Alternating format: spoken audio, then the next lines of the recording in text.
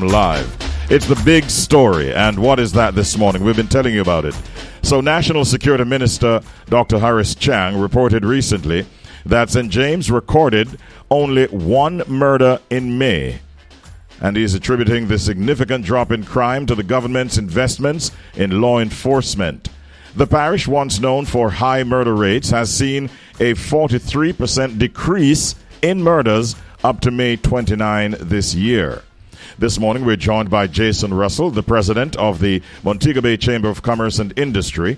And we are also being joined by Bishop St. James, Custos of St. James, Bishop Conrad Pitkin. And we also have with us, of course, the Senior Superintendent of Police in charge of that division, St. James Police Division, Superintendent Eron Samuels. Good morning, gentlemen. Welcome to the Richard B. Morning Show. Hope all are doing well. Good morning, Richard B. Morning. Thank morning, you. Jason. Morning, FSB, and morning to your listeners. Morning. How are you doing? Morning. Thank you, gentlemen. Let me start with Senior Superintendent Samuels. First of all, congratulations. This obviously would be the result of some hard policing work done by yourself and the men and women that you are commanding down there inside of St. James. First of all, how are you feeling at these results? We're happy, although we're still not where we want to be because there is always a threat of incidents. So we are constantly hovering and looking on. Yes, I'm hearing you. Excuse me? I'm hearing you. Yes, go ahead, Soup. Yes, for us, it's the feeling of safety and security for the members of the public that brings us joy to ensure that we are seeing the results that, can bring that feeling of safety and security. What is the mood? What is the mood of the men and women that you command in terms of these really, really wonderful results? How are they feeling? What are they saying to you? They're motivated. They're very motivated to continue these results. We're coming from a time when they were overly exhausted, moving from one crime scene to the next. So they never got a chance to really do the small policing items, the community policing as much as they'd want to, the more positive interactions with the community, because when you're really just busy moving around, sometimes the communication gets a bit brushed because you're just so busy. Mm-hmm. So now we can have better one-on-one with members of the public. It allows us to show that more human side of policing that St. James people need. Mm-hmm.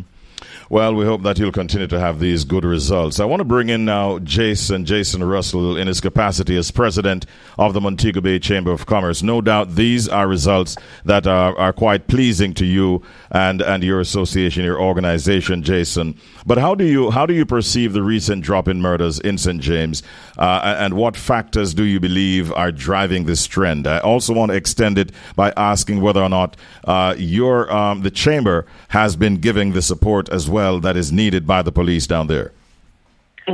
Morning again. It's euphoric.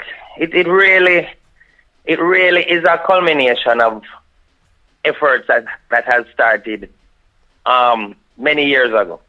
We've started with SOE, started with the ZOSOs.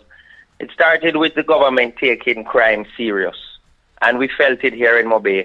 In the beginning, what we know it as was our bitter medicine. It was given to us as the catalyst for a drop in crime. There was a point when the government of Jamaica decided that crime was one of the number one issues and they need to take it serious. Fast forward to today, it's all coming full circle, and we're now seeing, streets without dead people lying in there. No businesses are able to open later. I'm driving around Mobay. What used to be a ghost town after 8, 9 o'clock is now vibrant, bars being open back later, people, feeling safe. And that's our number one inhibitor in Montego Bay for businesses, whether people feel safe to come out and partake in simple activities downtown. Mm-hmm. So, we're jubilant. and rightfully so. Would you say that the partnership between the business community and the police, Jason, is where it ought to be, or is there room for improvement? There's always room for improvement, but I think gone are the days when business owners used to have to prop up the police force. And we're pleased to say that the government didn't just say what needed to be done, but they actually put some cash behind it. We're seeing a lot of infrastructure put in, police stations being renovated and built. You're seeing a lot of motor vehicles. If you look at a police officer now and look at him maybe 5-8 years ago, it's a different human being. He's things like, the proper communication, the cars look good.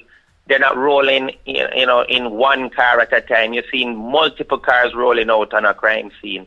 So gone are the days when we used to have to prop up the police force with buying some tires or AC for an office. So now we give support in the form of communication, in the form of community-based initiatives. Mm-hmm. Because of course, commerce is what lowers crime or aids in the sustainability of low crime. So businesses are starting to do better, starting to be more community-based in its approach. And we don't really have to prop up the police force like what we used to have to do in the past. Okay. I got you. Now, I want to bring Bishop Pitkin in on the conversation.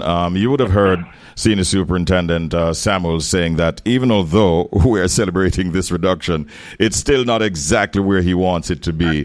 What initiatives or programs, Bishop, would you propose to maintain the momentum in reducing crime in St. James? Thank you, Richard B.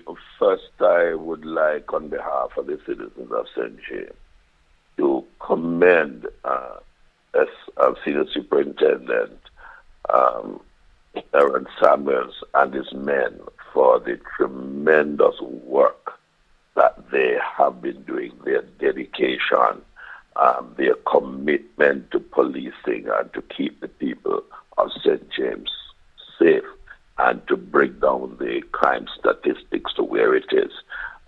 We go back, which should be to 2017, when at about June we had more than 150 murders in St. James. Citizens crying for fear and intimidation, afraid to walk at nights, afraid to leave their homes, even in the days. To a point now where we are under 50 murders at this point in time. 22, actually. That's tremendous. Yes, SSB. No, they were at 22 murders. 22 murders at the end of May. One murder, which was a domestic incident in May, and I think we had one in February also. I think that the police can increase their community policing, which they have been doing over time, over the last 7 years. That would help. I believe also that the confidence of the citizens in the police has risen very highly now. The trust in the men and women in the police force is great. And the communication and the working together. Mm-hmm. The government must also be commended because of the amount of boots that they've been able to put on the ground and the increase in the financing of the police force and the support given to the police to enable them to reach where they are today. And it is a sense of elation and rejoicing, and I speak, Richard B. also as a minister of the gospel, and the prayers that we put into it and the support of the church for the police over time. And we hope that will be maintained. I want to go back to Senior Supt Samuels. Many people may be listening right now and are wondering about what kinds of strategies were utilized in getting this kind of reduction. Some people may be wondering whether it was a case of the removal of dons or what specific strategies or initiatives you thought were most effective in reducing crime in St. James. You can say as much as you care on this subject, Senior Supt, but we also want to ask you whether or not you believe that the success that you've had in St. James can be replicated in other parts of the island. All right. Thank you, Richie. Now, for us in St. James, it's no one direct thing. Over the years, since 2016, the SOEs, the ZOSOs, based on the situation in the force at the time, they were necessary. St. James itself was basically the catalyst for the SOEs. So we down here would understand the need for it at the time more than anybody else, with a murder rate of over 300. So we are coming from that significantly down. Every year we have had since 2017, we've had, well, from even 2017, we've had reductions because the ZOSO started in 2017. So we had reductions every year coming down, albeit they may be small, but we were working at it. Coming to policing is a major staple. The team that I have, the management team, they have understood the mission in terms of ensuring that we had to police with the consent of the citizens. We had to be engaging the stakeholders, the business community, all those persons. But the focused deterrent strategy that the Commissioner of Police has pushed since last year, I think across the entire force, has allowed for this sort of reduction to take place because we're targeting the main players. As I said, when we have one murder, it may blossom to 6 or 7 murders based on reprisals. Yes. So the main thing that we try to do is ensure that we pay attention to where the issue is. The family members, the friends, the gang members, focus on them. So when there's an incident, we zoom in, ensure that we cover the space, keep things at bay so that we don't have those reprisals. But what is most important is to actually have those interventions going, constant dialogue with the victims of crime, ensuring that they receive the necessary counseling or guidance to ensure that there is no reprisal. We started even looking at anniversary murders and having our intervention. So there was a story that was relayed to me very quickly. They did an anniversary reprisal for an incident that took place last year, and the family was still bitter and wanted to enact revenge. And it was the intervention of the police that stopped them from looking at doing a murder this year for an incident that happened last year.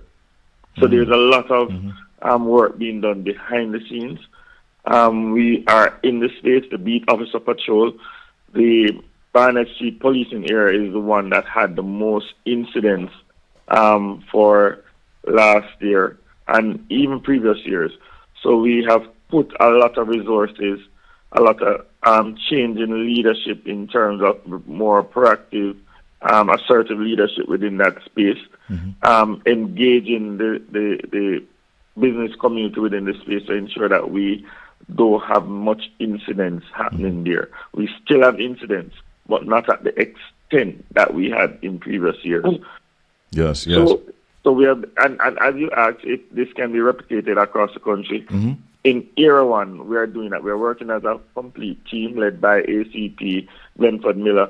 We are ensuring that we have this sort of work going on right across the area because our borders are porous right across. So if we push at one space in St. James, we may run to Westmoreland or run to Trelawney. So we are not creating a safe haven within the entire Era 1 belt. I can tell you, if you see there's a 43% reduction in murders across the country. The focused deterrent strategy is working right across the country, and crime is going down. Yeah. It may seem strange to person because you're used to hearing about the murders, hearing about the shootings, but now you're hearing about the successes of the police force. It's real. The U.S. government has recognized it with the level 2 rating that they have given us, and it is a big deal up here in St. James and in Area 1. It is a huge deal. It's a culmination of all the strategies, all the work being done. We and the tourism interest, we spoke about this. Jason, for one, understands what this means for businesses within the space. It also means that it helps to sustain the reduction in crime because persons will see alternative incomes outside of crime coming into the space. Absolutely. And Jason, we hear about the 43% reduction overall across the island in terms of murders and so on. What impact do you believe, Jason, the reduction in crime will have on tourism and even the economic development of St. James? Reggae Sumfest is just around the corner, for instance. What's your view on that? I think crime was one of our biggest deterrents in tourism. We have the beaches, we have the service, we have the infrastructure, we have the hotel rooms, but we always had this level 3 travel advisory looming over our heads. Now that has been lifted and we're now down to a 2, it automatically opens a different market. You have a lot of groups, well-thinking, well-managed groups, company retreats. They themselves would never allow their groups to go to a country that's under a level 3 travel advisory. So just by getting upgraded, we've automatically opened up a whole new market. Now, for us, maybe we don't read the news as much, maybe we don't care about a travel advisor, but for a lot of first world countries that, the world is your option. You can go anywhere in the world, buy a plane ticket and go there tomorrow. You do recognize these travel advisors. You do read and you do understand what it means to be able to walk up and down on the street freely. So for us, this is a game changer. I don't even know where Joe is going to put all the people for Sumfest in Sumfest. We're going to have to expand. I mean, we're feeling it already, and that is what is scary. We're already, I appear one starting to feel people come out. People I haven't seen in a long time. Mm-hmm.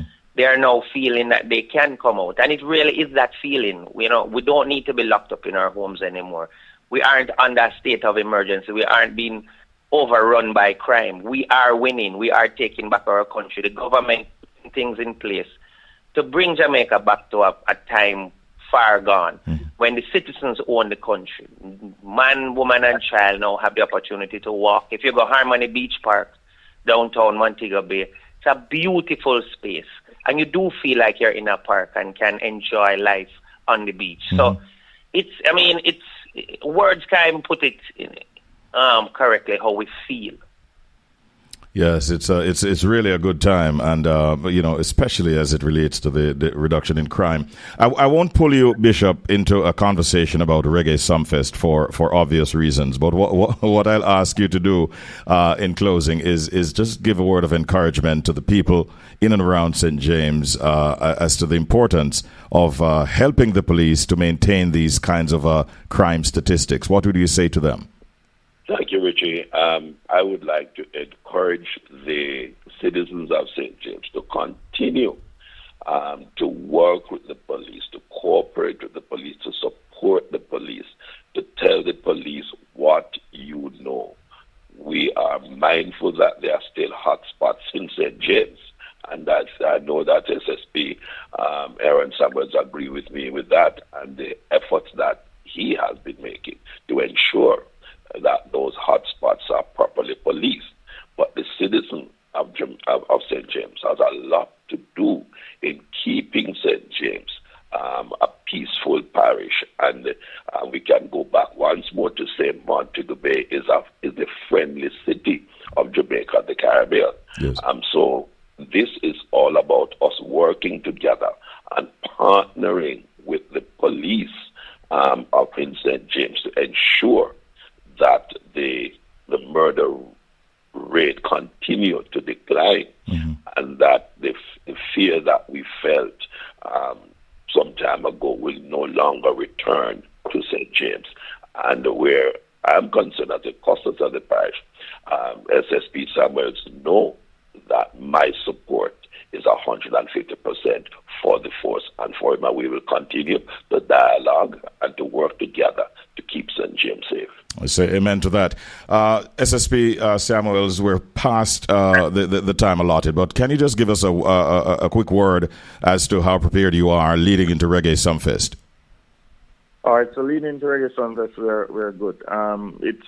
We have a rich history of working with the event, and the strategies remain the same. This year, we're expecting a larger crowd with this level 2 advisory, and then based on the lineup for Reggae Sumfest, we believe that we are going to get quite a bit of traction in terms of persons moving in around St. James. We will be getting some assistance from our headquarters, P7 especially, in getting more boots on the ground in that time period. But we'll also be increasing our operational activity. DSP Linroy Edwards, my operations officer, we have sat down and we are looking at ensuring that we create an even safer atmosphere with large amounts of persons. Things. There's a possibility of things happening. So we're planning around it to ensure that we remain safe. We want to still try to ensure that we have low or no murders going through the rest of the year. It's a strategy that we are looking at to ensure that we continue. We don't want it to be once in a while that this happens, but a continuous effort by the police. We are at 68% reductions. We want that to continue for the rest of the year. Yes.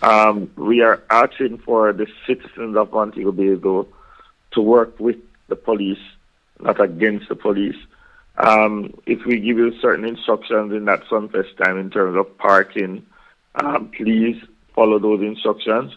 Quite a few cars were stolen, and those cars were once parked outside of the designated parking spaces. We cannot stop these things from happening and at the same time stop murders.